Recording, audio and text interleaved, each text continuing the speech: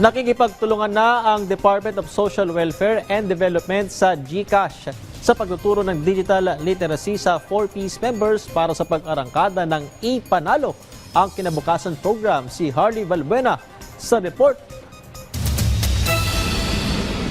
Puspusan ang pagpapatupad ng Ipanalo ang Kinabukasan program ng Department of Social Welfare and Development para sa mas magaang distribusyon ng payout sa mga benepisyaryo ng Pantawid Pamilyang Pilipino Program o 4Ps. Mula sa nakasanayang pagkuha ng payout sa ATM ng Land Bank, idediretso na ito sa digital wallet ng 4Ps beneficiaries tulad ng GCash. Sa mga malalayo at liblib na lugar kasi, may mga benepisyaryo na bumabiyahe pa ng ilang oras para lamang magpunta sa ATM machines, kaya't halos magastos na rin nila sa pamasahe ang kanilang payout.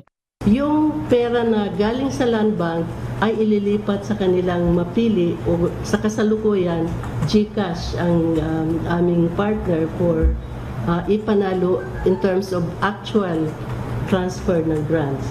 Nakikipagtulungan din ang DSWD sa GCash sa pagtuturo ng digital literacy sa 4Ps members. Ipinamamahagi rin sa mga benepisyaryo ang cellphones na donasyon ng telco company. Sa ngayon ay natapos na ang distribusyon ng cellphones sa Malabon, Navotas at Romblon at target din itong isagawa sa Antique, Camarines Sur, Bukidnon, Davao de Oro, Davao Oriental at Sultan Kudarat. Kasalukuyan namang umarangkada ang programa sa Palawan sa pangunguna ni DSWD Secretary Rex Gatchalian. Sinabi rin ng DSWD na mayroon itong Memorandum of Agreement sa GCash na magtitiyak ng kaligtasan ng pera ng 4Ps beneficiaries.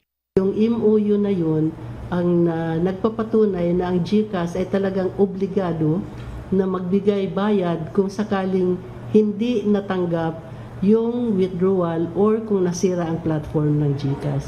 So covered po yun.